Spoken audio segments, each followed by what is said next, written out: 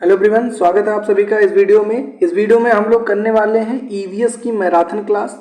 इस marathon class के माध्यम से मैं आपको ईवीएस के लिए जितने इंपॉर्टेंट क्वेश्चन हैं सारे कराऊंगा स्लाइड के माध्यम में से, और जो भी उसके डीप एक्सप्लेनेशन है वो भी मैं साथ साथ एडिशनल इन्फॉर्मेशन के माध्यम से देता चलूंगा। इस वीडियो को देखने के बाद आपका ईवीएस लगभग पूरा कवर हो जाएगा। बिहार शिक्षक भर्ती में जो कि ईवीएस एक अच्छा खासा पोर्शन है वो आपका कवर हो जाएगा। बस इस वीडियो को लास्ट तक देखना और कहीं कोई डाउट है तो कमेंट करके बताना। और पीडीएफ जो आपको यहाँ पर स्लाइड दिख रही है इसको आपको डिस्क्रिप्शन में मिल जाएगा। आपको टेलीग्राम का लिंक ज्वाइन कर लीजिएगा चैनल को, वहां पर मैं आपको फ्री में प्रोवाइड कर दूंगा। ठीक है, मैराथन क्लास है, वीडियो थोड़ी सी लंबी बनेगी तो एकदम पेशेंस के साथ चीजों को समझिएगा और कमेंट करके बताइएगा आपके क्वेश्चन कितने सही थे। ठीक है ना, अच्छे खासे क्वेश्चन यहाँ पर आपके कवर होंगे। ठीक है, चलो स्टार्ट करते हैं बिना किसी देरी के। सबसे पहला क्वेश्चन है आपका, या ध्यान से देखिए तो कह रहा है परस्पर जुड़ी खाद्य श्रृंखलाओं के समूह को क्या कहा जाता है। तो परस्पर जो आपकी खाद्य श्रृंखलाएं जुड़ी होती हैं उनके समूह को क्या कहा जाता है। जैसे आपके एग्जाम में 5 ऑप्शन आएगा, यहाँ भी मैंने 5 ऑप्शन लिया है, तो आपको कमेंट करके बताना है कि क्या कहा जाता है। तो देखो, जो श्रृंखलाएं जुड़ी होती हैं तो उसका जो करेक्ट आंसर हो जाएगा वो आपका हो जाएगा खाद्य जाल। ठीक है, जो खाद्य जाल होता है वो आपका परस्पर जुड़ी खाद्य श्रृंखलाओं के समूह को कहा जाता है। ठीक है, क्लियर हो गया। चलो, पहला क्वेश्चन आपका क्लियर हो गया होगा। अगला क्वेश्चन आपका दिवस के माध्यम से मैं बताऊंगा। ठीक है, अब आपका है कि पूछा जा रहा है क्वेश्चन कि विश्व पर्यावरण दिवस जो है वो कब मनाया जाता है। तो विश्व पर्यावरण दिवस ये सब लगभग सबको पता होगा कब मनाया जाता है। तो ये आपको मनाया जाता है विश्व पर्यावरण दिवस 5 जून को। ठीक है, तो विश्व पर्यावरण दिवस आपका 5 जून को मनाया जाता है। और अगर मैं बात करूं कौन सा ऑप्शन आपका करेक्ट होगा, तो देखिए 1 दिसंबर होगा नहीं, इधर भी नहीं होगा, एक से अधिक तो कोई मतलब ही नहीं है, तो आपका ई वाला ऑप्शन करेक्ट हो जाएगा। अब जो आपके महत्वपूर्ण दिवस हैं उनको हम लोग जान लेते हैं। देखिए, जैसे अगर जो बात किया जाए पर्यावरण दिवस 5 जून मैंने पहले ही बता दिया। जल दिवस की अगर जो बात की जाए तो जल दिवस आपका कब मनाया जाता है, तो जल दिवस आपका मनाया जाता है 22 मार्च को मनाया जाता है। ठीक है, और अगर जो बात किया जाए 28 फरवरी को, तो 28 फरवरी को आपका मनाया जाता है राष्ट्रीय विज्ञान दिवस। ठीक है, मैं आपको एक ट्रिक के माध्यम से चीजों को और समझाता हूं। देखिए, एक आपको याद कर लेना है, गौरैया का वन जा मौसम। ठीक है, अब देखो इस ट्रिक के माध्यम से आप कितने दिवस याद कर लोगे। अब 20, 21, 22, 23। अच्छी बात यह है कि ये सारे आपके मार्च वाले हैं। अब ये सारे मार्च वाले हैं। अब देखो 20 मार्च को गौरैया दिवस मनाया जाता है। ठीक है, वन दिवस कब मनाया जाता है, 21 मार्च को। जल दिवस कब मनाया जाता है, 22 मार्च को। और विश्व मौसम दिवस आपका कब मनाया जाता है, 23 मार्च को। ठीक है, तो देखिए इस ट्रिक के माध्यम से आपको इतने दिवस मैंने समझा दिया। ठीक है, आई थिंक चीजें क्लियर हो गई होंगी। ठीक है, चलो नेक्स्ट क्वेश्चन की बात करते हैं। नेक्स्ट क्वेश्चन है आपका, कह रहा है पारिस्थितिकी जो शब्द है, ये सब क्वेश्चन देखिए कितने इंपॉर्टेंट है। पारिस्थितिकी शब्द जो है वो किसके द्वारा पेश किया गया था। तो जो पारिस्थितिकी शब्द था ये आपका पेश किया गया था अर्नेस्ट हैकल द्वारा। अर्नेस्ट हैकल द्वारा आपका पारिस्थितिक शब्द को पेश किया गया था। ठीक है, अब देखिए कुछ एडिशनल इंफॉर्मेशन भी जान लेते हैं। जैसे अगर बात किया जाए पारिस्थितिकी तंत्र की कार्यात्मक इकाई में इसके जैविक और जैविक घटकों के बीच होने वाली जटिल क्रियाएं हैं। मतलब पारिस्थितिक तंत्र में क्या होता है, जो जैविक और जो जैविक घटक होते हैं उनके बीच जो होती है वो क्रियाएं होती हैं। ठीक है, अब जैविक घटक की बात किया जाए तो जैसे ऑल लिविंग थिंग्स, जो जलीय मतलब जो आप कह सकते हो जिसमें लिविंग जितने भी हैं, है ना, सजीव जिनको कहा जाता है, वो सब आपके होते हैं जैविक। अजैविक घटक की बात किया जाए जितने भी निर्जीव होते हैं। ठीक है, अब देखो एक और बहुत इंपॉर्टेंट क्वेश्चन यहाँ से पूछा जाता है, इकोलॉजी सिस्टम जो है ये शब्द जो है वो किसके द्वारा सर्वप्रथम प्रयोग किया गया था। तो ये आपका प्रयोग किया गया था अर्नेस्ट हैकल द्वारा। ठीक है, और एक क्वेश्चन ये है कि डॉक्टर रामदेव मिश्र को भारतीय पारिस्थितिकी का जनक कहा जाता है। ठीक है, तो रामदेव मिश्र को भारतीय पारिस्थितिकी का जनक कहा जाता है, ये आपको ध्यान रख लेना है। ठीक है, अच्छा अगले क्वेश्चन की बात किया जाए तो अगला क्वेश्चन है आपका, कहा जा रहा है कि अपरदन जो लिखा है वो खाद्य श्रृंखला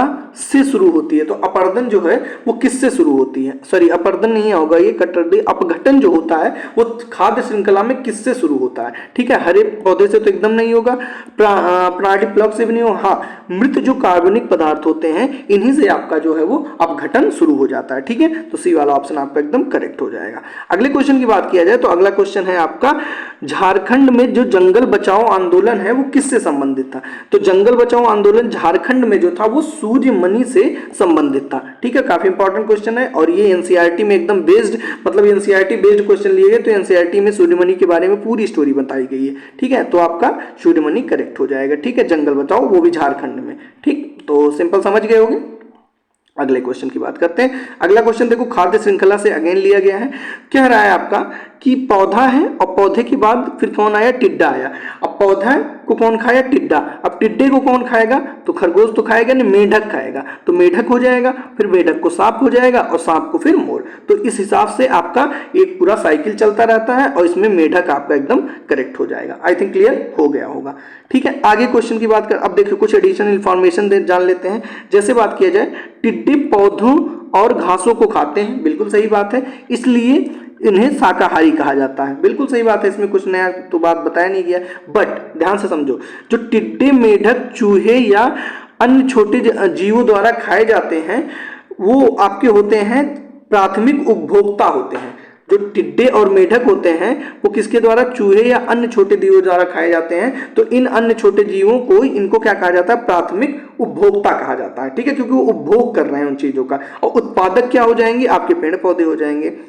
मेढक बदले में सांप द्वारा खाए जाते हैं और मेढक किसके द्वारा, सांप द्वारा। इन्हें द्वितीय उपभोक्ता कहा जाएगा। ठीक है ना, समझ रहे हो ना। यहाँ पर देखो, जैसे ये आपका हो गया प्राथमिक उपभोक्ता और उसके बाद आपका ये हो गया द्वितीय उपभोक्ता। ठीक है, ऐसे पूरा ये श्रृंखला चलता रहता है। ठीक है, और उसके बाद मोर आपका तृतीय, क्योंकि जो देखो इनको कहा गया, जो आपके प्राथमिक उपभोक्ता में क्या आ जाएंगे, चूहे वगैरह आ जाएंगे। फिर मेढक आ जाएंगे, मेढक के ये मेढक जो है ये भी आपके किस में आ जाएंगे, प्राथमिक उपभोक्ता में। और मेढक को कौन खाया, सांप खाया। तो सांप को क्या कहा गया, द्वितीय उपभोक्ता। और फिर सांप को कौन खाया, आपका मोर खाया। तो मोर को क्या कहा गया, तृतीय उपभोक्ता। तो ये पूरी साइकिल चलती रहती है। ठीक है, उसके बाद फिर सांप को कहा जाता है। खरगोश, गाय, हिरण ये सब क्या होते हैं, शाकाहारी होते हैं। क्यों, क्योंकि ये सब आप घास फूस खाते हैं। ठीक है, क्लियर हो गया होगा। चलिए अगला क्वेश्चन देख लेते हैं। अगला क्वेश्चन है आपका बायोमास। बायोमास का एक उल्टा पिरामिड दर्शाया गया है। तो बायोमास का जो उल्टा पिरामिड होता है वो आपका दर्शाता है जलीय पारिस्थितिकी तंत्र को। तो इसका जो करेक्ट आंसर हो जाएगा वो छठवें का ए हो जाएगा। ये जलीय पारिस्थितिक तंत्र को आपका बायोमास का एक उल्टा पिरामिड द्वारा दर्शाया गया है। ठीक है, क्लियर। ये बहुत इंपॉर्टेंट क्वेश्चन है, ये एनसीईआरटी में दिया हुआ, कई बार पूछा गया है। अगला क्वेश्चन है आपका सतवां वाला। सतवां कह रहा है कृष्ण मृग को बचाने के लिए किस भारतीय धार्मिक संप्रदाय की परंपरा है। तो कृष्ण मृग को बचाने के लिए किस भारतीय धार्मिक संप्रदाय की परंपरा है, ये आपसे पूछा जा रहा है। तो इसका जो करेक्ट आंसर हो जाएगा वो आपका हो जाएगा, कृष्ण मृग जो है वो आपका बिश्नोई वाला करेक्ट हो जाएगा। ठीक है, तो कृष्ण मृग को बचाने के लिए आपका बिश्नोई भारतीय धार्मिक संप्रदाय की परंपरा है। ठीक है, तो बिश्नोई इससे करेक्ट हो जाएगा। अगले क्वेश्चन की बात करें, अगला क्वेश्चन जो अन्य ऑप्शन दिए थे उससे रिलेटेड है। एडिशनल इंफॉर्मेशन में देखो, आर्य समाज धार्मिक सुधार लाने के लिए स्वामी दयानंद द्वारा शुरू किया गया एक संप्रदाय था। तो आर्य समाज किसके द्वारा शुरू किया गया था, स्वामी दयानंद। ठीक है, ये ट्रिक भी है, चलिए मैं बता देता हूं। देखिए, आर्य दया, तो आर्य समाज दयानंद सरस्वती। ठीक है, उसके बाद फिर प्रार्थना आत्मा, तो प्रार्थना समाज हो जाएगा, वो क्या हो जाएगा, प्रार्थना आत्मारंग पांडुरंग। ठीक है, ऐसे करके है।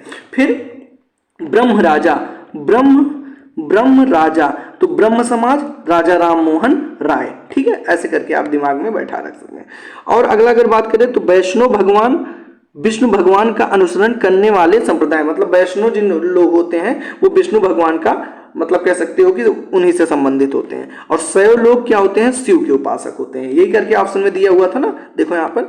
तो आर्य समाज ये आप समझ ही गए, दयानंद सरस्वती। विष्णुई मैंने बता ही दिया, कृष्ण मृग को बचाने वाले कृष्ण मृग को। और वैष्णव आपका क्या हो जाएंगे, विष्णु जी से संबंधित हो जाएंगे। और शैव आपके शिव जी से हो जाएंगे। क्लियर हो गया होगा, काफी चीजें आपकी तैयार हो रही होंगी। ठीक है, अगला क्या है, save the seeds movement.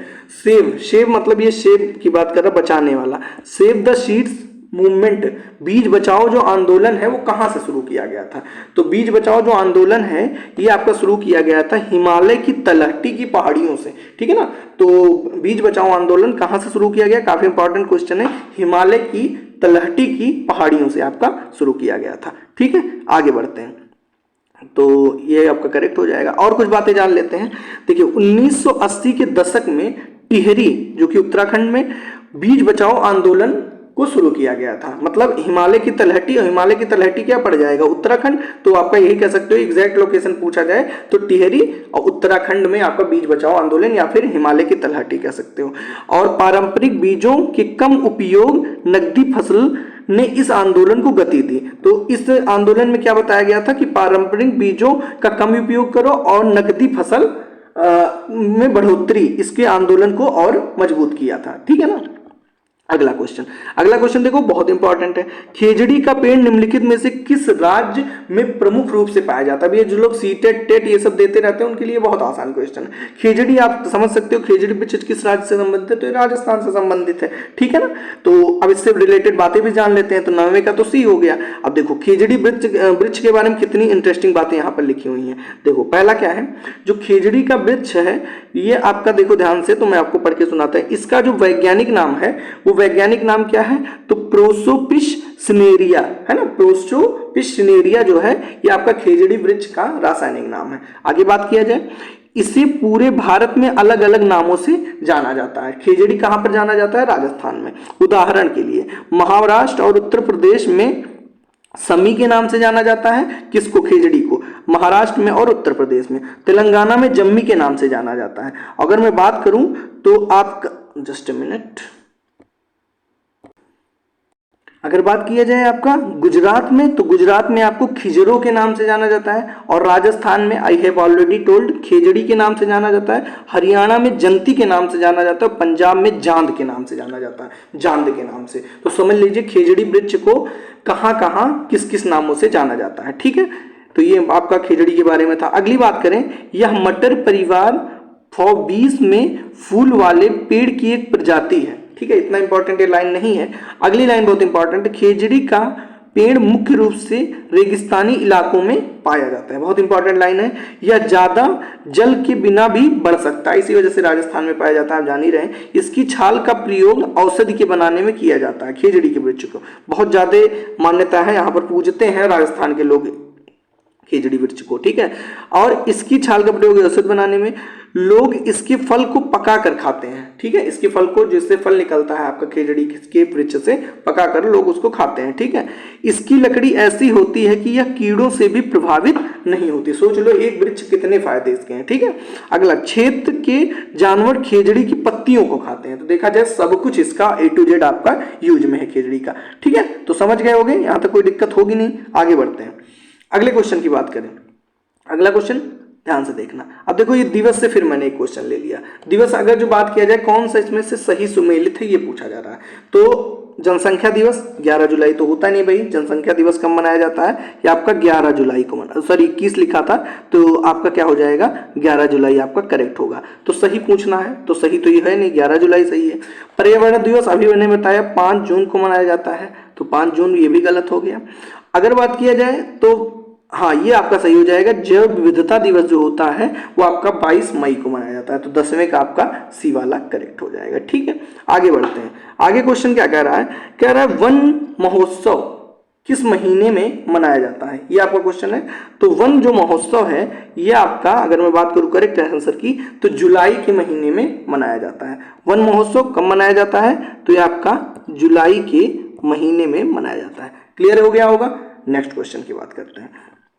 Next question है आपका, ये पूछा गया क्वेश्चन है एक बार कि स्टीमिंग का क्या मतलब होता है, मृदा स्टीमिंग क्या होता है। तो पारिस्थितिकी में, पारिस्थितिकी तंत्र में कह सकते हो मृदा स्टीमिंग शब्द का क्या अर्थ है।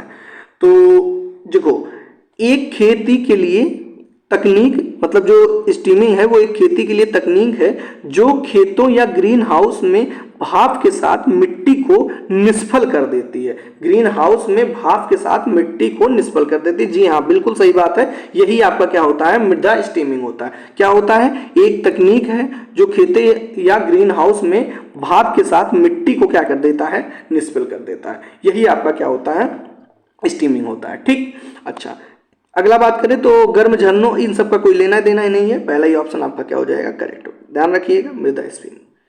अगला क्वेश्चन की बात करूं, 13 क्या कह रहा है, कह रहा है निम्नलिखित में से एक खाद्य श्रृंखला, श्रृंखला का मतलब होता है जो ऊपर से नीचे तक बढ़ते जाए, और जाल का मतलब होता है एक दूसरे से कनेक्टेड। पहले ही मैंने बताया श्रृंखला और जाल में क्या अंतर है, शुरुआत के क्वेश्चन में बताया था।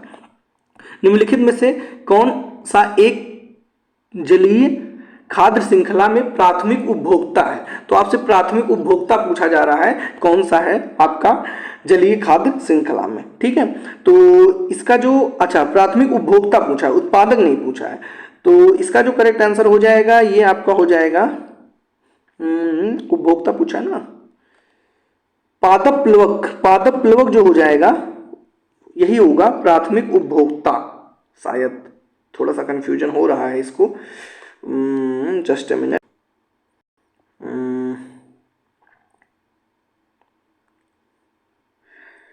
प्राणी प्लवक होगा मेरे हिसाब से, क्योंकि ये आपका उत्पादक हो जाएगा। इसको स्टार कर लेना, आप कमेंट करके इसको बताना किसका क्या आंसर होना चाहिए। मेरे हिसाब से तो उपभोक्ता पूछा है ना, उपभोक्ता आपका प्राणी प्लवक हो जाएगा। ठीक है, ये आपका उपभोक्ता हो जाएगा। और अगर जो बात किया जाए आपका कि उत्पादक, उत्पादक अगर पूछा जाए तो उत्पादक अगर होता तो पादप पद, क्योंकि ये उत्पादक हो जाएगा और ये क्या हो जाएगा, उपभोक्ता हो जाएगा। ठीक है, हाँ यही होगा। ठीक है, बाकी आप कमेंट करके बता सकते हैं। देखिए यहाँ पर लिखा भी होगा, देखो पादप प्लवक, फिर क्या चलता है प्राणी प्लवक, और फिर छोटी मछली, बड़ी मछली, वेल, ये पूरा श्रृंखला है। पादप प्लवक, पादप प्लवक शैवाल का मिश्रण तो जो प्राथमिक उत्पादक है। देखो वही मैंने कहा ना कि उपभोक्ता की अगर जो बात किया जाएगा तो उपभोक्ता का आपका हो जाएगा प्राणी प्लवक, और अगर उत्पादक की बात किया जाएगा तो पादप प्लवक हो जाएगा। ठीक है, देखो पादप प्लवक क्या हो जाएगा, उत्पादक हो जाएगा, और जो प्राणी प्लवक है वो प्राथमिक उपभोक्ता प्राणी प्लवक का सेवन के रूप में छोटे अस्थायी तत्व होते हैं। ठीक है,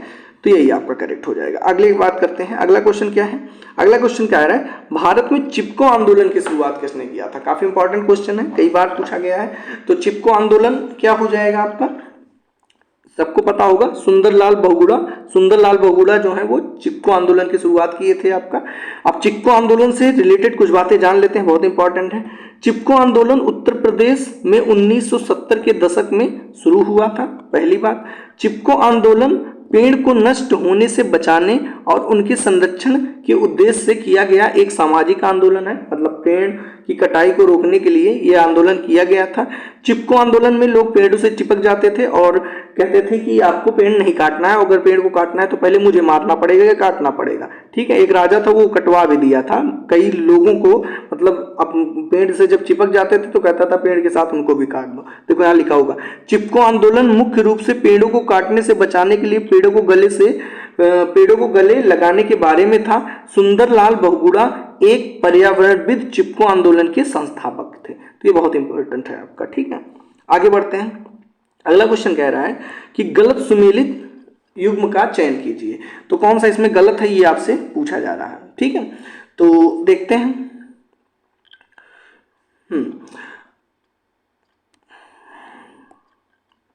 ओके,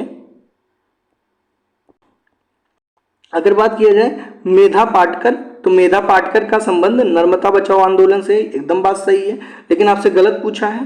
तो अगर बात किया जाए सुंदरलाल बहुगुणा, तो सुंदरलाल बहुगुणा चिपको आंदोलन अभी ऊपर मैंने बताया। और राजीव दीक्षित की बात किया जाए तो ये आपका आजादी बचाओ आंदोलन से है। तो ये तीनों बात तो सही है, लेकिन पूछा है कौन सा गलत युग्म है। तो गलत तो कोई नहीं है, तो इस हिसाब से क्या हो जाएगा, उपयुक्त में से कोई नहीं। आपका ई वाला ऑप्शन जो हो जाएगा वो करेक्ट हो जाएगा, लास्ट ऑप्शन। ठीक है, आगे बात करते हैं। अगला क्वेश्चन जो है आपका, अगला क्वेश्चन कह रहा है सिंपल, हरे पौधे सूर्य के प्रकाश की ऊर्जा का कितना % जो है वो ग्रहण करते हैं और उसे खाद्य में परिवर्तित कर देते हैं। तो इसका जो करेक्ट आंसर हो जाएगा वो हरे पौधे जो होते हैं वो सूर्य के प्रकाश का केवल 1% जो है वो ग्रहण करते हैं। ठीक है, तो 1% आपका करेक्ट हो जाएगा। अगर बात किया जाए कि पारिस्थितिकी तंत्र की पहली आवश्यकता क्या है, तो आपकी पारिस्थितिकी तंत्र की अगर जो पहली आवश्यकता या फर्स्ट नीड की अगर जो बात किया जाए या बेसिक नीड की बात किया जाए तो ये आपका हो जाएगा ऊर्जा, आपका करेक्ट हो जाएगा। तो 17 का आपका ऊर्जा वाला ऑप्शन करेक्ट है। ठीक, आगे बढ़ते हैं। 18 की बात किया जाए, 18 है आपका निम्नलिखित में से कौन सा पर्यावरण के अजैविक घटक के अंतर्गत आता है। तो अजैविक घटक मैंने पहले ही बताया, जैविक मतलब सजीव की बात कर लो, लिविंग की बात कर लो, अजैविक मतलब नॉन लिविंग की बात कर लो। तो बताओ जरा, पौधे तो आपका लिविंग में ही आते हैं तो ये तो होगा नहीं, जानवर भी आपके लिविंग में ही आते हैं, वायु जो होता है वो आपका नॉन लिविंग से है, मतलब आप कहते हो तो निर्जीव है। तो आपका 18 का वाई वाला ऑप्शन मतलब बी वाला करेक्ट हो जाएगा। ठीक है, अब पारिस्थितिकी तंत्र के बारे में थोड़ा बहुत जान लेते हैं। पारिस्थितिकी तंत्र की अगर जो बात किया जाए, सभी जीव जैसे पौधे, जानवर, सूक्ष्म जीव, मनुष्य के साथ साथ भौतिक परिवेश का एक दूसरे के साथ परस्पर क्रिया करते हैं और प्रकृति में संतुलन बनाए रखते हैं। बिल्कुल सही बात है, ये आपका पारिस्थितिकी तंत्र है, मतलब जहां पर सजीव आपके एक दूसरे से कनेक्टेड रहते हैं। ठीक है, एक क्षेत्र में सभी परस्पर क्रिया करने वाले जीव पर्यावरण के निर्जीव घटकों के साथ मिलकर एक पारितंत्र का निर्माण करते हैं। मतलब जितने भी सजीव घटक रहते हैं, जैविक घटक रहते हैं, वो सब मिलकर एक निर्जीव से क्रिया करते हैं और एक संबंध बनाते हैं। और अगर जो बात किया जाए कि पारिस्थितिकी तंत्र शब्द जो है वो किसके द्वारा दिया गया था, तो आपका टेंसले के द्वारा दिया गया था। क्लियर हो गया? ओके, नेक्स्ट क्वेश्चन की बात करें, विश्व वन्य जीव दिवस किस तिथि को मनाया जाता है। तो विश्व वन्य जीव दिवस जो है ये आपका 3वां मार्च, मतलब 3 मार्च को आपका जो विश्व वन्य जीव वन दिवस जो है वो मनाया जाता है। तो 19वें का आपका थर्ड वाला ऑप्शन करेक्ट हो जाएगा, 3 मार्च विश्व वन्य जीव दिवस। ठीक है, आगे अगर जो बात किया जाए तो आपका मॉन्ट्रियल प्रोटोकॉल पूछा जा रहा है किससे संबंधित था। तो मॉन्ट्रियल प्रोटोकॉल जो है ये आपका करेक्ट हो जाएगा। मॉन्ट्रियल प्रोटोकॉल सबको पता होगा ओजोन संरक्षण से है संबंधित। ठीक है, तो ओजोन संरक्षण। अन्य की बात करें तो जैसे अगर जो बात किया जाए क्योटो प्रोटोकॉल, तो क्योटो प्रोटोकॉल ये आपका किससे संबंधित है, चलो बता दो। क्योटो प्रोटोकॉल, क्योटो प्रोटोकॉल, तो क्योटो प्रोटोकॉल का जो संबंध है यह है आपका ग्रीन उत्सर्जन को कम करना, है ना। क्योटो प्रोटोकॉल का संबंध किससे है, फिर से बता देता हूं। क्योटो का ये आपका ग्रीन उत्सर्जन कम करना, ठीक है, ग्रीन मतलब CO2 वगैरह से, CO2 को कम करने से आपका क्योटो हो जाएगा। ठीक है, मॉन्ट्रियल मैंने बता ही दिया आपका ओजोन संरक्षण से संबंधित है। ठीक, क्योटो था आपका। अगला क्वेश्चन की बात करें, देखो यहां पर लिखा भी हुआ होगा 16 सितंबर 1987 को 46 देशों द्वारा पहली बार इस संधि पर हस्ताक्षर किया गया था। किसकी बात किया जा रहा है, तो ये आपका वही मॉन्ट्रियल की बात किया जा रहा है। ठीक है, अच्छा, विश्व ओजोन दिवस कब मनाया जाता है, 16 सितंबर 1994 को मनाया जाता है। ठीक है, और संयुक्त राष्ट्र महासभा द्वारा स्थापित किया गया था आपका ये। ठीक है, विश्व वन्य जीव दिवस, ठीक है, ओजोन दिवस। इस दिन का उद्देश्य मुख्य रूप से ओजोन परत की कमी के बारे में जागरूकता को फैलाना और इसके संरक्षण के उपाय खोजना, है ना। मतलब जो आप समझ रहे होंगे कि जो ओजोन लेयर है वो दिन पर दिन घटती जा रही है, तो उसी के बारे में लोगों को मतलब अवेयर करना कि क्यों ऐसा हो रहा है। मेन रीजन आपका पोल्यूशन ही है। ठीक है, कार्बन मोनोऑक्साइड है, उसी की वजह से आपका डे बाय डे घटता जा रहा है। अच्छा, कोई बताना चाहेगा कि जो आपका ओजोन लेयर है वो आपका किस मतलब परत में पाया जाता है, ट्रोपोस्फीयर या स्ट्रेटोस्फीयर, मतलब छोर मंडल या आपका समताप मंडल। तो मैं आपको बता देता हूं ये आपका स्ट्रेटोस्फीयर या फिर समताप मंडल में पाया जाता है। ठीक है, चलो अगले क्वेश्चन की बात करते हैं। 21वां क्या कह रहा है, ध्यान से सुनो। कह रहा है आपका निम्नलिखित में से कौन सा पारितंत्र का संगठक है। तो पारितंत्र का संगठन आपसे पूछा जा रहा है, कौन कौन मिलकर पारितंत्र को बनाता है। तो जंतु मिलकर, पादप भी मिलकर बनाते हैं, सूक्ष्म जीव अभी मैंने बताया है। तो उपयुक्त में थे, एक से अधिक आपका क्या हो जाएगा, करेक्ट हो जाएगा। ठीक है, क्लियर। चलो अब देखो यहां पर लिखा भी हुआ है, एक पारिस्थितिकी तंत्र में पौधों, जानवरों और सूक्ष्म जीवों से विभिन्न समुदायों के साथ साथ भौतिक और रासायनिक रूप से शामिल होते हैं। इसमें से 2 घटक होते हैं, एक आपका जीवित या जैविक घटक और दूसरा जैव जीवित या फिर निर्जीव घटक होता है। जैविक घटक में पौधे, जानवर, जैव घटक शामिल हैं और निर्जीव घटक में आपका कह सकते हो वायु, जल, भूमि ये सब शामिल है। ठीक है, मतलब वही सजीव निर्जीव की बात हो रहा है, सिंपल। अगले क्वेश्चन की बात किया जाए तो अगला क्वेश्चन जो है आपका पूछा जा रहा है, जैविक घटक का मूल्य जैविक घटक का मूल्य किन श्रेणियों में आता है, ये आपका क्वेश्चन है। तो जैविक घटक का जो मूल्य है वो किन श्रेणियों में आता है, ये क्वेश्चन है। तो इसका जो करेक्ट आंसर हो जाएगा वो सौंदर्य से तो कोई नहीं, सौंदर्य से तो होता है, प्रत्यक्ष और आप नैतिक है और अप्रत्यक्ष, अप्रत्यक्ष हाँ होता है। और अगर जो बी वाले ऑप्शन की बात करें तो प्रत्यक्ष, अप्रत्यक्ष, आर्थिक, सौंदर्य, हाँ ये वाला ऑप्शन आपका क्या हो जाएगा, करेक्ट हो जाएगा। तो जैविक विविधता का मूल्य जो है वो किन श्रेणियों में आता है, तो प्रत्यक्ष, अप्रत्यक्ष और आपका सौंदर्य और नैतिक श्रेणियों में आपका आता है। ठीक है, तो 22 का आपका डी वाला ऑप्शन करेक्ट। ठीक, आगे बढ़ते हैं। आगे क्वेश्चन क्या कह रहा है, विश्व का सबसे बड़ा पारिस्थितिकी तंत्र कौन सा है। तो बताओ भाई, विश्व का सबसे बड़ा पारिस्थितिकी तंत्र जो है वो इकोसिस्टम क्या है। तो इसका जो करेक्ट आंसर हो जाएगा वो क्या हो जाएगा, महासागर। महासागर काफी फैला हुआ है पूरे पृथ्वी पर। आपका कह सकते हो कि अगर मैं गलत नहीं हूं तो पृथ्वी पर 71% आपका क्या है, जल है। ठीक है, तो 71% जल है, 29% आपका क्या, 29% में और चीजें हैं। ठीक है, तो पारिस्थितिकी तंत्र पर सबसे ज्यादा क्या फैला हुआ है, महासागर आपका फैला हुआ है। ठीक है, अगले क्वेश्चन है, अगला क्वेश्चन क्या रहा है आपका, हरे पौधे सूर्य प्रकाश की ऊर्जा का कितना % ग्रहण करते हैं। ये तो मैंने अभी ऊपर ही बताया कि सूर्य, ये रिपीट हो गया क्वेश्चन, कितने % ग्रहण करते हैं पेड़ पौधे सूर्य के प्रकाश का, तो ये आपको 1% ग्रहण करते हैं। तो 24 का फर्स्ट हो जाएगा करेक्ट, ऊपर ही मैंने बता दिया था। अगला क्वेश्चन है, अगला क्वेश्चन आपका सिंपल है, पारिस्थितिकी तंत्र में वायु ऊर्जा का मतलब जो वायु आकार की ऊर्जा प्रवाह मॉडल जो है वो किसके द्वारा दिया गया था। तो वायु आकार ऊर्जा प्रवाह मॉडल जो है वो किसके द्वारा दिया गया था, तो ये आपका दिया गया था ओडम के द्वारा, है ना। ओडम के द्वारा आपका पारिस्थितिकी तंत्र में वायु आकार का ऊर्जा प्रवाह मॉडल जो है वो दिया गया था। ठीक है, तो 25 का आपका ओडम वाला करेक्ट हो जाएगा। आगे पढ़ लेते हैं, थोड़ी सी बातें जान लेते हैं इसके बारे में। वायु आकार के ऊर्जा प्रवाह मॉडल जो कि 1956 में HT ओडम के द्वारा दिया गया था, है ना। वायु आकार का जो ऊर्जा प्रवाह मॉडल था, वायु आकार के ऊर्जा प्रवाह मॉडल में एक हाथ शाकाहारी खाद्य सिंह, अच्छा मतलब जो ऐसे बना हुआ है ना ऐसे करके, तो जो एक हाथ है वो आपका क्या कर रहा है, शाकाहारी खाद्य श्रृंखला का वर्णन करता है। और जो दूसरा हाथ है मतलब जो ये वाला है, वाई ऐसे ही तो बनेगा, और जो दूसरा वाला है वो अपघटक, अपर्दन और आपका खाद्य श्रृंखला का वर्णन करता है। ठीक है, इसे अधिक यथार्थवादी माना जाता है क्योंकि यह पारिस्थितिकी तंत्र की बुनियादी स्तरीकृत संरचना के अनुरूप है और दो श्रृंखलाओं को क्या करता है, ये अलग करता है। ठीक है, क्लियर हो गया होगा। एक कोशीय स्तर से दूसरी कोशीय स्तर में जाने के लिए कितनी ऊर्जा की आवश्यकता होती है, ये आपका क्वेश्चन है। कितने % कह सकते हो ऊर्जा की आवश्यकता होती है, तो इसका जो करेक्ट आंसर होगा वो 10% हो जाएगा।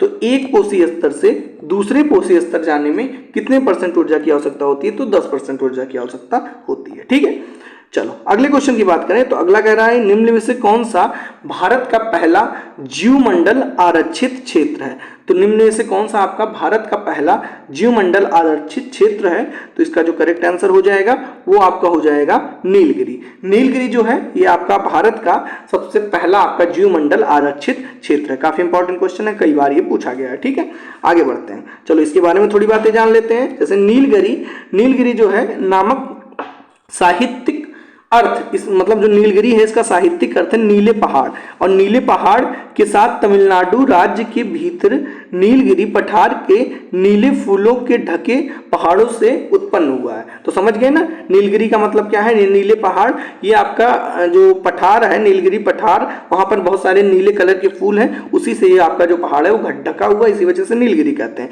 यह भारत में 1986 में स्थापित पहला बायोस्फीयर रिजर्व है। ठीक है, तो दो ऑप्शन आपका सही हो जाएगा। तो 1986 में ही आपका बायोस्फीयर रिजर्व जो है इसको मान्यता मिल गई थी या स्थापित कर दिया गया था। यह आपका नीलगिरी बायोस्फीयर रिजर्व का कुल क्षेत्रफल जो है वो 5520 वर्ग किलोमीटर है। ठीक है, यह पश्चिमी घाट में स्थित है ना, पश्चिमी घाट, नॉर्थ, साउथ, ईस्ट, वेस्ट, ये आपका पश्चिमी घाट में स्थित है। और अगर जो इंडिया मैंने बनाया था ये पश्चिमी घाट, ठीक है, इधर है आपका, और यह इसे तमिलनाडु, केरल और कर्नाटक के कुछ हिस्से में शामिल है। ठीक है, मतलब जैसे जैसे बात करें तो यहाँ पर क्या हो जाएगा, यहाँ पर आपका अगर जो मैं बात करूँ तो यहाँ पर आपका क्या हो जाता है, देखो जल्दी में याद ही नहीं आ रहा। यहाँ पर आपका महाराष्ट्र, गोवा, कर्नाटक, केरला, ठीक है, और उसके बाद कर्नाटक केरला हो गया, उसके बाद इधर आपका तमिलनाडु। तो इसी रेंज में आपका पूरा नीलगिरी स्थित है, ठीक है, पूरा रेंज कह सकते हैं। आगे बात करें, निम्नलिखित में से कौन सा संरक्षण इन सीटू है। इन सीटू का क्या मतलब होता है, जहां पर आपको जानवरों को जहां रहते हैं वहीं पर उनको संरक्षण दे दिया जाए, मतलब उनको निकालने की जरूरत ना पड़े, कहीं अलग जगह पर ले जाकर उनको संरक्षण दिया जाए। इन सीटू की अगर जो बात स्वास्थानी, तो ये आपका राष्ट्रीय उद्यान भी सही है। और अगर जो बात करें वन्य जीव अभ्यारण्य, ये भी सही है, ये आपका गलत हो जाएगा, ये भी आपका गलत हो जाएगा। तो स्वास्थानी में आपका जहां है वहीं पर उनको सुरक्षा दे दिया जाए। तो उस हिसाब से 28 का ए और बी दोनों करेक्ट होगा। तो अब देख लेते हैं 28 में क्या होगा ऑप्शन में। 28 ए और बी करके तो कोई ऑप्शन ही नहीं है, तो ए सही है, बी सही है, तो आपको क्या ऑप्शन देना पड़ेगा, उपयुक्त में एक से अधिक हो जाएगा करेक्ट, ठीक।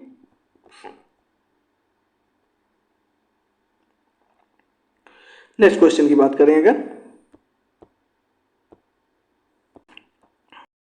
नेक्स्ट क्वेश्चन है आपका, देखिए समय भले कम लग रहा है लेकिन आप देख रहे होंगे कंटिन्यूअस मैं चीज़ों को बोल रहा हूँ। यही क्वेश्चन मैं चाहता आपको अभी तक जितना मैंने कराया 29 क्वेश्चन, इतने में लगाता मैं कम से कम 1 घंटा, लेकिन लगभग आधे घंटे में मैंने लगभग क्वेश्चन 29-30 क्वेश्चन करा दिया। क्यों, मैं लगातार चीज़ों को समझा रहा हूँ बिना कुछ फालतू बात किए, ठीक है। तो इनकी इंपॉर्टेंस को समझिएगा और क्वेश्चन की लेंथ पर मत जाइएगा, मतलब वीडियो की लेंथ पर मत जाइएगा। वनों की सुरक्षा के लिए अगला क्वेश्चन है, अपना जीवन बलिदान करने वाली जोधपुर की शहीद महिला का क्या नाम है, ठीक है, ये आपका पूछा जा रहा है। तो वनों की रक्षा के लिए कौन सी महिला थी जिन्होंने अपने जीवन तक का बलिदान कर दिया, तो वो थी आपकी अमृता देवी, ठीक है। इनके बारे में जानते हैं। अमृता देवी, ये आपका हो जाएगा अमृता देवी बिश्नोई। 363 लोगों ने, अमृता देवी बिश्नोई और 363 लोगों ने राजस्थान के, देखो एक थे ना, राजस्थान के मारवाड़ में खिजड़ी नामक स्थान पर जोधपुर के महाराजा द्वारा गिराए जा रहे हरे पेड़ों को बचाने के लिए 1730 में खिजड़ी के पेड़ों को बचाने के लिए अपना बलिदान दे दिया था, है ना। जो वहां का जोधपुर का महाराजा थे वो गिरा रहे थे पेड़ों को, तो उनसे लिपट कर आप कह सकते हो कि उनको बचाने के लिए अपने जीवन का बलिदान दे दिया था।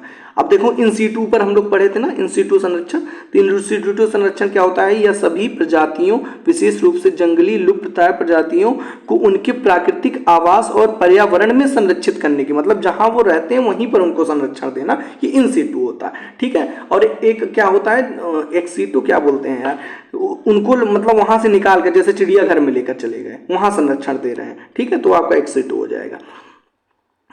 क्या है, जैव विविधता में इन सीटू में जीवमंडल, राष्ट्रीय उद्यान, वन्य जीव अभ्यारण्य आदि शामिल है, ठीक है। और ये देखो एक्स-सीटू है, एक्स-सीटू बोलते हैं। एक्स-सीटू, ये वहां की स्लाइड यहाँ शायद लग गई, बट कोई नहीं। प्राणियों के संरक्षण की इस पद्धति में कृत्रिम आवास बनाए जाते हैं, ठीक है ना। और कृत्रिम आवास में वह उनके प्राकृतिक, मतलब ऐसा कह सकते हो कि आर्टिफिशियल तरीके से बनाया जाए ताकि उन्हें ऐसा फील हो कि जहां वो रह रहे हैं वही उनका प्राकृतिक आवास है, वो आपका एक्स-सीटू हो जाएगा, ठीक है। जैसे अगर जो बात करें मछली घर, एक्वेरियम बनाते हैं ना ऐसे करके कि लगे मछली को कि वो पूरे समुद्र में है, ठीक है। वनस्पति कह सकते हो उद्यान, और आपका डीएनए बैंक, चिड़ियाघर, ये सब शामिल है, ठीक है। ओके, अगले क्वेश्चन की बात की जाए। अगला क्वेश्चन, उस संगठन का नाम बताइए जो जानवरों के कल्याण के लिए काम कर रहा है। तो जानवरों के कल्याण के लिए कौन काम कर रहा है, तो बहुत इंपॉर्टेंट क्वेश्चन है और काफी फेमस क्वेश्चन भी है। ये आपका करेक्ट आंसर हो जाएगा, WHO तो होगा नहीं, पेटा हो जाएगा, है ना। पेटा जो होगा ये आपका करेक्ट आंसर हो जाएगा, जो जानवरों के संरक्षण के लिए काम कर रहा है, ठीक है। पेटा का मतलब क्या है, चलो फुल फॉर्म जान लेते हैं। Peoples for ethical treatment of animals, है ना। तो क्या हो जाएगा, people for ethical treatment of animals, ये आपका करेक्ट आंसर मतलब हो जाएगा फुल फॉर्म, ठीक है। यह नॉरफॉक वर्जीनिया में स्थित है, एक अमेरिकी गैर लाभकारी पशु अधिकार संगठन है, ठीक है।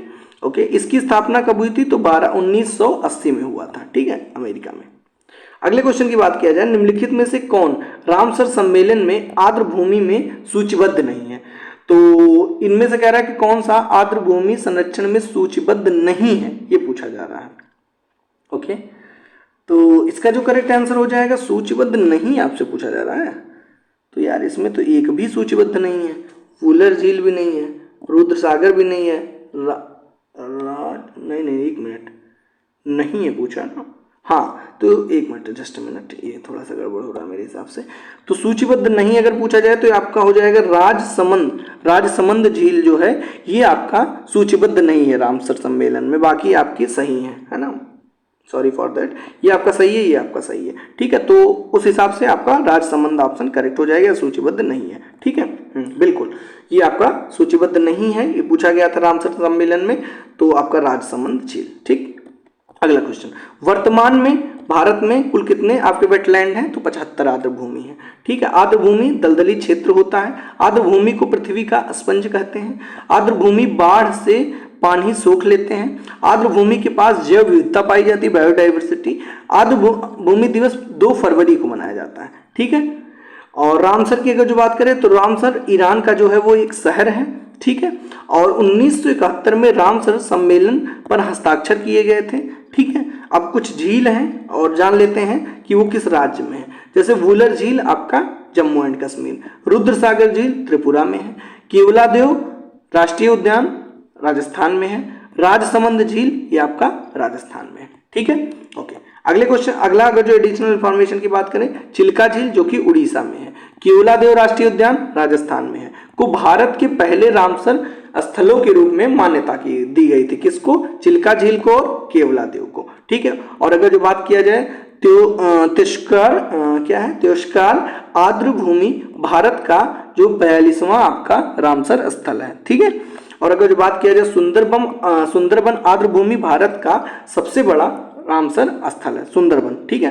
भारत में सबसे अधिक रामसर स्थल, कई बार क्वेश्चन पूछा गया कहाँ पर है, तो सबसे अधिक रामसर स्थल जो है वो भारत में कहाँ पर है?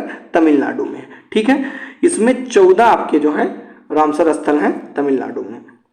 सबसे अधिक स्थल वाले सबसे अधिक स्तर वाले देश 175 के साथ यूनाइटेड किंगडम भी है, ठीक है। सबसे अधिक रामसर स्थल अगर जो पूछा जाए किस आपके देश में है तो आपका यूके में है, 175 है टोटल। और भारत में बात किया जाए तो तमिलनाडु में कितने हैं? 14 है। दुनिया की सबसे बड़ी संरक्षित आर्द्र भूमि आपकी ललनोस डी मोक्सोस बोलिविया है, ठीक है।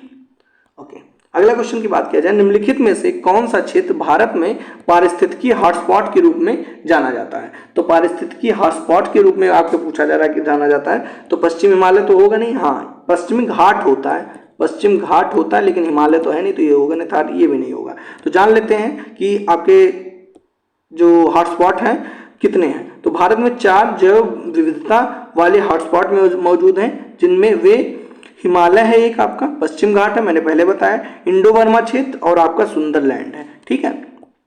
ये हॉटस्पॉट है। अगले क्वेश्चन की बात करें, अगला क्वेश्चन क्या है, रेड डाटा बुक जो है वो प्रकाशित करने वाले कौन सी संगठन है या संस्था है? तो यह है आपका IUCN, इंटरनेशनल क्या है, international union for conservation of nature, ठीक है, ऐसे करके है। इंटरनेशनल नहीं यार, सॉरी, आई का मतलब इंडियन, नहीं इंटरनेशनल ही होता है, international union for conservation of nature, ठीक है। इंटरनेशनल ही होता है ना, कुछ और होता है, कमेंट करके बताना। और जान लेते हैं, जैसे आपका यहाँ ऑप्शन है ICFRE, इसका पूरा नाम क्या है? तो ये Indian council of forestry research and education, ICFRE का पूरा नाम। WWF का क्या मतलब है? तो ये आपका वर्ल्ड वाइड फंड आपका करेक्ट हो जाएगा। UNEP का क्या फुल फॉर्म हो जाएगा? तो यूनाइटेड नेशन एनवायरनमेंट प्रोग्राम, काफी इंपॉर्टेंट है, ध्यान रखिएगा। अगले क्वेश्चन की बात करते हैं, बिहार का निम्नलिखित में से कौन सा स्थान अपने वन्य जीव के लिए प्रसिद्ध है? तो बिहार का कौन सा स्थान है जो वन्य जीव के लिए प्रसिद्ध है? तो ये आपका करेक्ट आंसर हो जाएगा पटना। पटना जो है वो आपका वन्य जीव के लिए बिहार में सर्वाधिक प्रसिद्ध है। और बातें जान लेते हैं, बिहार में वन्य जीवों के लिए प्रसिद्ध स्थान पटना, पहले ही बताया। अगला बात करें, संजय गांधी जैविक उद्यान जो है ये कहाँ पर है? ये भी आपका पटना में है। और महान एक सींग वाले गैंडे, दरियाई घोड़े, घड़ियाल का सफलतापूर्वक यहाँ प्रजनन किया जाता है, कहाँ पर? संजय गांधी में, ठीक है। अगली बात की, अगला है आपका संजय गांधी जैविक उद्यान पटना के, अच्छा ये तो मैंने बता ही दिया, इसमें जानने की जरूरत नहीं, रिपीट हो गया।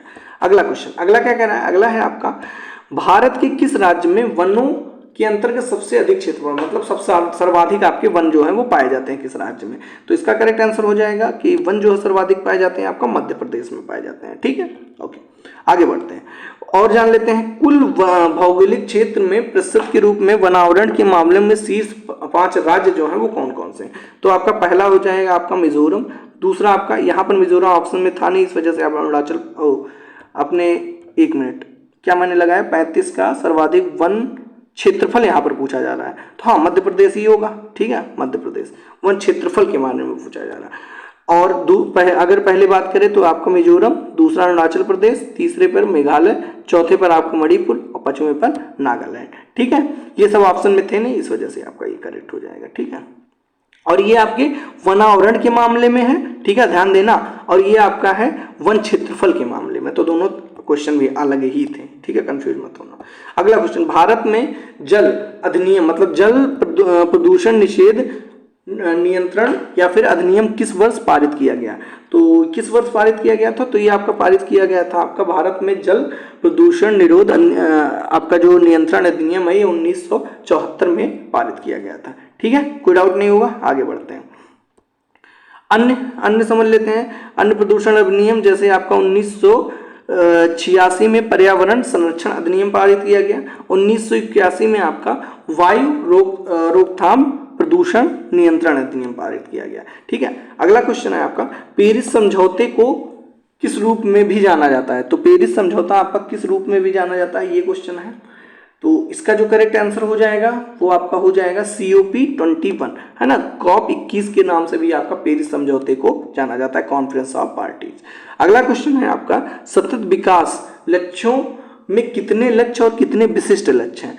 तो सतत विकास लक्ष्यों में आपके हैं 17 लक्ष्य हैं, और अगर जो बात किया जाए तो 169 विशिष्ट लक्ष्य हैं। ठीक है, क्लियर। अगला है आपका रियो पृथ्वी शिखर सम्मेलन के प्रमुख सम्मेलन है। तो रियो पृथ्वी शिखर सम्मेलन का प्रमुख सम्मेलन अगर जो बात किया जाए तो ये आपका है CVD जलवायु परिवर्तन। CVD जो आपका जलवायु परिवर्तन है ये रियो पृथ्वी शिखर सम्मेलन का प्रमुख सम्मेलन है। ठीक, ओके, आगे बढ़ते हैं। अगले क्या रहा है आपका, वन अधिकार अधिनियम 2007 में अधिनियमित किया गया था। ये बात सही है या नहीं? वैसे तो ये गलत है।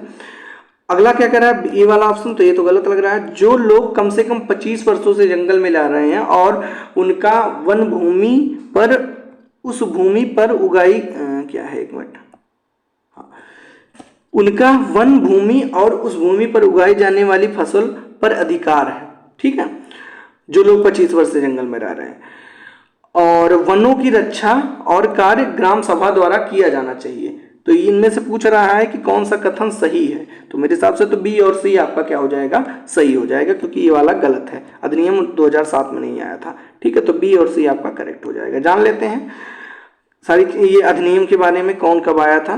देखो, अगर जो बात करें तो भारतीय वन संरक्षण अधिनियम कब आया, 1927 में। वन्य संरक्षण अधिनियम 1972 में आया, और जल अधिनियम जो है रोकथाम अधिनियम प्रदूषण नियंत्रण अधिनियम ये 1974 में पाया, और वन संरक्षण अधिनियम 1980 में। ध्यान देना, अलग अलग है, ये वन्य जीव संरक्षण है और ये वन संरक्षण है, तो ये 1972 में, ये 1980 में। और वायु प्रदूषण रोकथाम अधिनियम जो है वो कब आया, 1981 में आया। पर्यावरण संरक्षण अधिनियम जो है 1986 में आया। ध्वनि प्रदूषण अधिनियम विनियमन या फिर नियंत्रण अधिनियम 2000 में आया, और जैव विविधता अधिनियम 2002 में आया था। ठीक है, चलो आगे बढ़ते हैं। आगे का जो है क्वेश्चन वो है आपका, नमामि गंगे परियोजना की शुरुआत कब की गई? तो नमामि गंगे परियोजना की शुरुआत जो है वो आपका 2014 में किया गया था। ठीक है, ओके, और जान लेते हैं गंगा नदी प्रणाली के बारे में जान लेते हैं। गंगा की मुख्य धारा जिन्हें भागीरथी कहा जाता है, गंगोत्री ग्लेशियर द्वारा पोषित हैं, और उत्तराखंड के देवप्रयाग में अलकनंदा नदी में आपका मिलती हैं आपकी क्या, भागीरथी और अलकनंदा, ये मिलकर आपका गंगा के नाम से आगे बढ़ती हैं। हरिद्वार में पहाड़ों से निकलकर मैदानी इलाकों में प्रवेश करती हैं। गंगा हिमालय की कई सहायक नदियों से मिलती है, जिनमें से कुछ यमुना, घाघरा, गंडक और कोसी है। ठीक है, आगे बढ़ते हैं। अगला इसमें से पूछा जा रहा है कौन सा गलत है, तो पूछा जा रहा है कि कौन सा गलत है। पर्यावरण संरक्षण अधिनियम को अम्ब्रेटा एक्ट भी कहते हैं, बिल्कुल सही बात है। ये तो कहा जाता है अम्ब्रेटा एक्ट, लेकिन गलत उसने पूछा है। आगे बढ़ते हैं सॉरी, इसे 1988 में नहीं, इसे 1988 में अधिनियमित नहीं किया गया था। यह भोपाल गैस त्रासदी मध्य नजर अधिनियमित किया गया था, ये बात एकदम सही है। तो देख नहीं एक मिनट यार, ये भी नहीं, भोपाल गैस त्रासदी से इसका कोई लेना देना नहीं था। तो एक मिनट, कौन सा गलत है ये पूछा गया है, तो था तो इसका कुछ लेना देना 1988 अम्ब्रेटा वाला तो एकदम करेक्ट है, और 1900 ये आपका गलत हो जाता है, गलत वाला पूछा भी है 42, और इसे भोपाल गैस त्रासदी के मद्देनजर, हाँ इससे कुछ लेना देना था इसका, ठीक है ना। तो उस हिसाब से कौन सा आपका गलत है, तो आपका सेकंड वाला खाली क्या हो जाएगा, गलत हो जाएगा। तो सेकंड वाला आपका केवल गलत है, ठीक, 42 का दूसरा, ठीक। चलो आगे बढ़ते हैं, बाकी सही है आपका। अगला है आपका राष्ट्रीय हरित अधिकरण अधिनियम किस वर्ष आया था। तो राष्ट्रीय हरित अधिकरण अधिनियम वर्ष जो है ये आपका हो जाएगा 2010, ठीक है। तो आई थिंक अब ओवर हो चुका है जी, हाँ। अब देखिए लास्ट स्लाइड थी, टोटल 83 क्वेश्चन मैंने लिए थे, और यकीन मानिए अगर आप पूरी वीडियो लास्ट तक देखें हैं तो पहला काम तो विक्ट्री का साइन जरूर बनाइएगा हाथ से, है ना, विक्ट्री दिखाइएगा, 2 उंगली आप दिखा देंगे, समझ जाऊंगा कि आप लास्ट तक वीडियो देखें, है ना। या फिर आप सिंपल जय श्री राम लिख दीजिएगा मजाक कर रहा हूँ, ऐसा कुछ नहीं, विक्ट्री का साइन आप दिखा दीजिए, वो उसी को मैं समझ जाऊंगा कि आप लास्ट तक वीडियो देखें हैं। और यकीन मानिए अगर लास्ट तक वीडियो देखे हैं और ईवीएस आपका वीक है, या फिर आप एग्जाम में आपके ईवीएस पूछा जा रहा है, तो मैं पूरा एनसीईआरटी बेस्ड आपको ईवीएस जो है वो कराया हूँ, क्वेश्चन के माध्यम से जो एडिशनल इन्फॉर्मेशन बन सकती थी, इंपॉर्टेंट थी, सारा मैंने कराया, ठीक है। तो यहाँ तक वीडियो देखने के लिए आपका बहुत बहुत धन्यवाद। और नेक्स्ट जो है आप मैराथन किस सब्जेक्ट की चाह रहे हैं कमेंट करके बताना, ताकि मैं उसका पीडीएफ बनाना शुरू कर दूं, ठीक है। तो चलिए मिलते हैं नेक्स्ट वीडियो में। Thank you for watching video.